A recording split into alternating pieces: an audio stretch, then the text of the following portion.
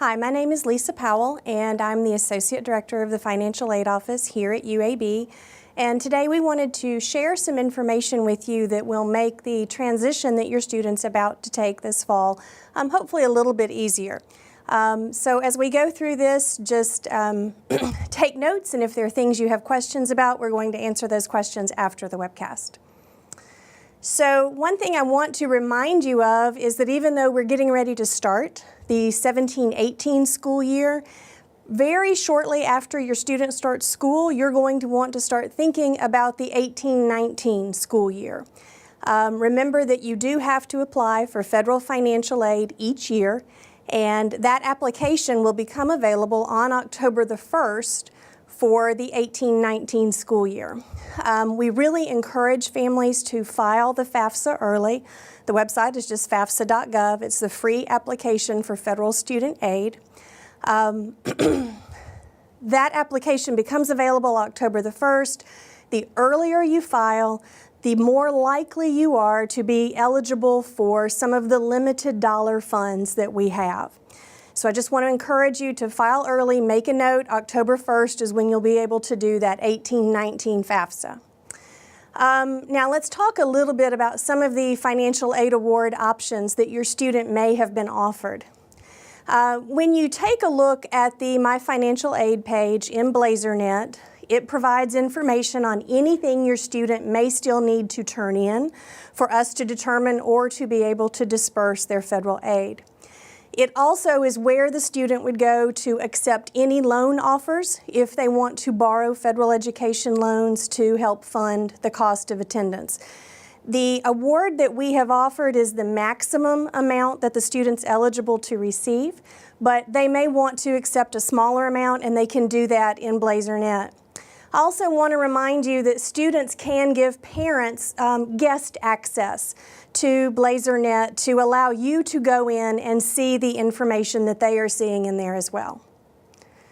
Now, as far as federal financial aid options go, there are some students who do qualify for need-based grants. That's all based on the information that's provided on the FAFSA. So you may have a Pell Grant, and some of you may have a Pell Grant as well as a supplemental education grant on your award notification. That means that your student qualified for that need-based aid, again, completely based on the information provided on the FAFSA.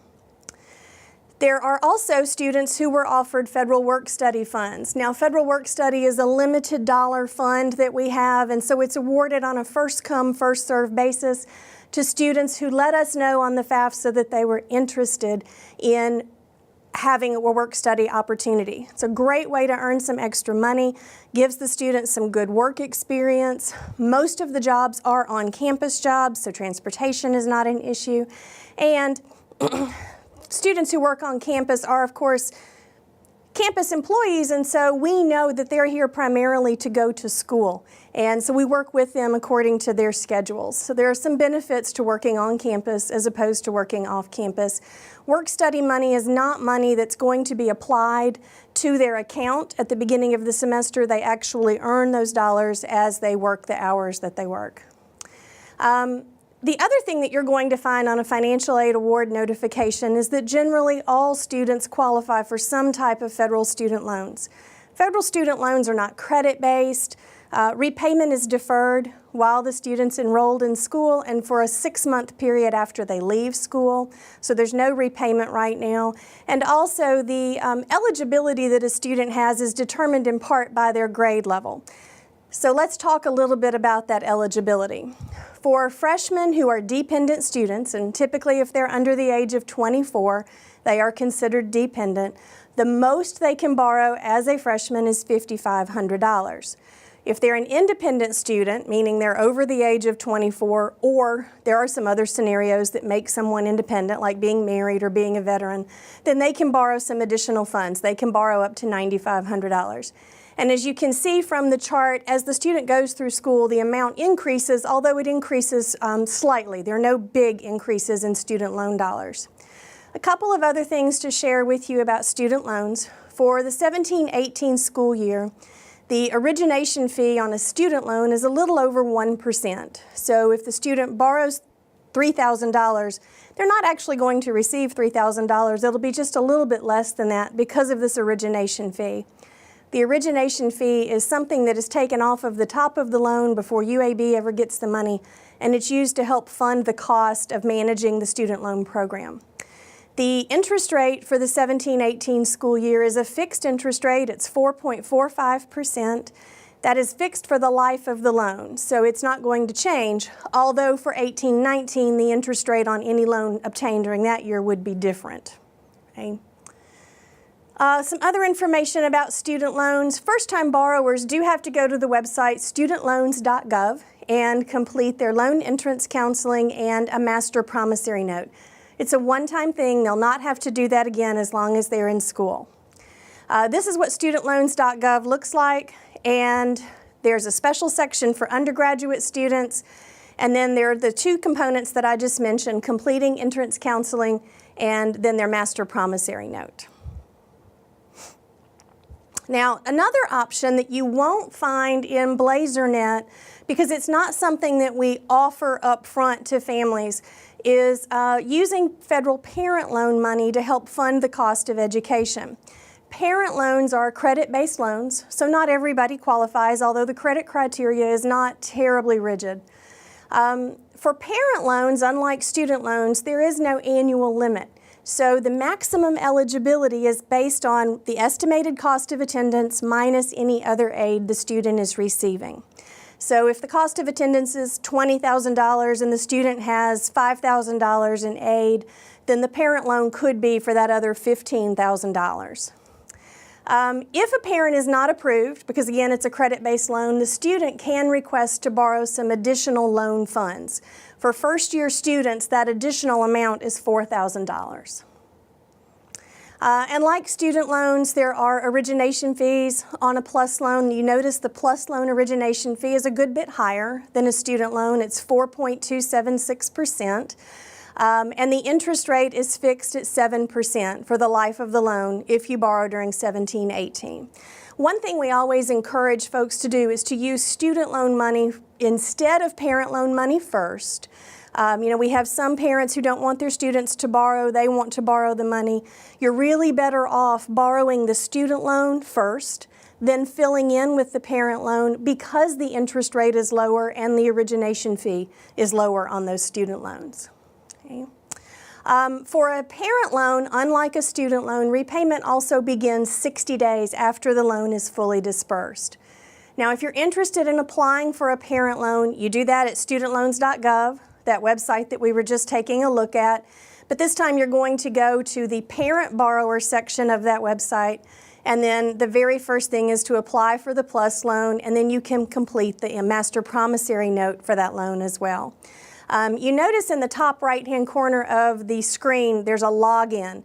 That's your federal student aid ID and password. It's the same information that you use to log in and complete the federal application for the free application for federal student aid. Okay. One question we get a lot in August is, when does aid disperse to my student's account? Well, the earliest that a disbursement can be made is the first day of the semester. So no money is going to disperse prior to that day. Any aid that is ready to pay will start appearing as anticipated financial aid as soon as charges are posted to the student's account. If your student is receiving any outside scholarships from churches or civic organizations or anything like that, those are not going to post to the student's account until money is actually received by UAB. Okay. Also, if you're an employee of UAB and you receive the employee tuition assistance to help pay for your child's education, those funds generally don't post until after the first day of class. So don't panic if you don't see it there on the first day of the semester. Okay. Let me share with you some things that may be just helpful to remember going forward. Once a student gets financial aid, they have to do a little work to keep it. Students have to maintain what's called satisfactory academic progress. And what that means is they have to have at least a 2.0 GPA, and they have to complete 67% of the coursework they attempt. That completion rate is affected by things like withdrawing from class after the drop and add period ends, or not passing classes that the student is taking. If a student is not making satisfactory academic progress, then they're given a warning the first time around. They're actually given a second chance. There's no financial penalty or anything like that that's incurred. They're just given a warning that says, hey, you're not quite doing what you need to be doing. So they're given an opportunity to bring those grades up. If at the end of that warning semester the student is still not meeting those minimum standards, then they're going to be notified that they're no longer eligible for federal financial aid. That's an unfortunate situation and one we don't want to have happen. We know that sometimes there are extenuating circumstances that resulted in the student's inability to do well in class. Maybe there was a health issue or something like that. In those cases, there is an appeal process that exists, but it's a whole lot easier just to know going in, this is what I've got to do and to work to get there. And that way you don't have to worry about the appeal process, but just do know and make sure your students know that just because they get money doesn't mean they're guaranteed to keep it. They've got some obligations to meet as well. There is help available on campus. We have a great success center. It's the Vulcan Materials Academic Success Center, and they will work with students to help them obtain tutoring and study skills. So I really recommend, if you have a student that's struggling, to make sure they check in with the Success Center. All right, just a couple of things that may be helpful for you to know. If you ever want to take a look at either your own or your students' federal financial aid history, there's a website for that. It's nslds.ed.gov. It's the National Student Loan Data System. On UAB's website, we have a great resource called Financial Aid TV. They're very short videos that provide information about probably 60 or more topics related to financial aid. Easy to watch, quick to watch. It's a great thing to look at. The website's there on the screen. I would encourage you to use that resource. We also have our office website, just uab.edu/financial aid, that provides some great information. If you want more information on federal education loans, interest rates, things like that, studentaid.ed.gov is the place to go. That's also the resource for anything related to federal student aid, any questions you have. That's the website maintained by the Department of Education. Okay. And with that, I'm going to turn things over to Jeremy. Hi, I'm Jeremy Dixon. I'm the Director of One Stop Student Services, and I'm going to kind of go over some payment options that are available to you and to the student in the fall semester and spring semesters as well. Now that Lisa has covered financial aid, let's kind of see how that may play a factor in you making a payment towards your balance. We have two different payment options for you to choose from. One is a 100% payment, a traditional plan, and one is a payment plan that divides it up into three different separate payments over the course of the semester. Let's cover the traditional payment plan first, and that is where you may basically pay 100% of your balance that is due a week before classes start. If you were to fail to make this payment, or if you failed to pay 100% of the balance at the first payment deadline, then you actually would be automatically enrolled in the other payment plan, which divides it into three separate payments over the course of a semester. And when that happens, a $25 enrollment fee is charged to the student account for taking advantage of that option. If a student is receiving financial aid, like Lisa covered a little while ago, that financial aid will be factored into the account balance if all the requirements have been satisfied and if the student has already accepted the aid in BlazerNet. And if they have done all that, then it will be marked as anticipated financial aid in the student account. The other option is the Blazer Flex plan, which actually takes your account balance and divides it into three separate payments over 3 months' time in the semester. That is a $25 enrollment fee, like I said in the previous slide, to take advantage of this option. And the payments are designed to be about a month apart and end before registration begins for the following semester. So if the student fails to pay their entire balance by the final payment deadline, then a registration hold will be placed, preventing them from registering for the next semester. Also, if a student misses a payment deadline, then a $50 charge is placed for each deadline that is missed. And lastly, the way we get the balance for each of these deadlines is we take the overall account balance and divide it over the remaining number of deadlines in that payment period. So we'll actually go into more detail regarding this a little bit later, But basically, if you owe $6,000 and a $4,000 payment is made at the first payment deadline, then $1,000 is what is owed for the remaining 2 deadlines for a total of $2,000. Now, there are a few frequently asked questions that I would like to cover, and one of those is, since the first payment is due 7 days prior to the beginning of classes, will financial aid be applied earlier to my account? And the answer is yes, it will if, again, you have satisfied all the requirements and you've accepted your aid before the first payment deadline. In fact, we recommend that you have satisfied all the requirements and accepted your aid days before the first payment deadline so that you can see if there was anything missing that you may have overlooked. Because if you've satisfied all the requirements and you've accepted your aid, then you'll see it listed as anticipated financial aid in the student account, and you will see it factored into what is owed at the first payment deadline or at each subsequent payment deadline if you're taking advantage of the Blazer Flex plan. The actual processing of any student refund will be done during the first week of classes. So like Lisa was saying earlier, their aid will be dispersed on the first day of class, and at that point, refunds will be issued, and it usually takes about 3 to 5 business days before those refunds are received. So you may expect those later on in the week after classes have started. This kind of goes the same for students receiving external funding, such as PACT or veterans benefits, or any scholarships that the university may have awarded. Those will all be listed as anticipated if the funds have been received and if you've cleared all the requirements for those as well. Another frequently asked question is, how are the payments amounts calculated for each deadline in the Flex plan? We briefly went over that a while ago, but I wanted to show you an example of how they are calculated because they're based on the number of payment deadlines remaining. In this example, you will see that the term charges are $4,905, and term credits or payments toward the account is $3,216. And that could be in the form of financial aid, a scholarship, or if a check was written or a debit card payment was made. Any of that would all be reflected the same way. So basically, $3,216 of payment has been made, leaving with a final balance right now of $1,689. And this is all done before the first payment deadline. As you'll see below, the Blazer Flex plan calculates that your first payment has already been made. So really, all that's left to pay is $844.50 at the remaining 2 deadlines.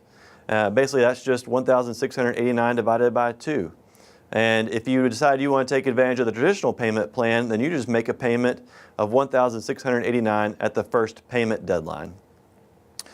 A way to know what you owe and when is by looking at the different payment deadlines we have posted on academic calendar or on our website, uab.edu/when-to-pay. These deadlines that you see on the screen show you the first payment due, second payment due, and third payment due for each semester if you're taking advantage of the Blazer Flex plan. The first payment due, you'll see at the very bottom of that, says students utilizing the traditional payment plan will make their 100% payment on that first payment deadline. So that's where you would actually pay your entire account balance if you chose not to participate in the Blazer Flex plan. And again, these deadlines are all posted on the academic calendar, or an easy website for you to go to would be uab.edu/when-to-pay. One other thing I would want to make you aware of is another program that is offered for students that are receiving financial aid, and that's something called Bucks for Books. It allows students to utilize their financial aid refund to purchase books before the first day of classes. So if you are an undergraduate student, and it's only available to undergraduates, with an account credit of $50 or more, owed $50 or more due to an excess in anticipated financial aid, then these funds up to $500 will be available in Blazer Bucks for the student to take advantage of this fall to buy books at Barnes & Noble. Let's take a look at a quick example. Let's say that your total balance due is $7,308. But your anticipated financial aid is $8,300. Well, that means that you have an excess of $992 in financial aid.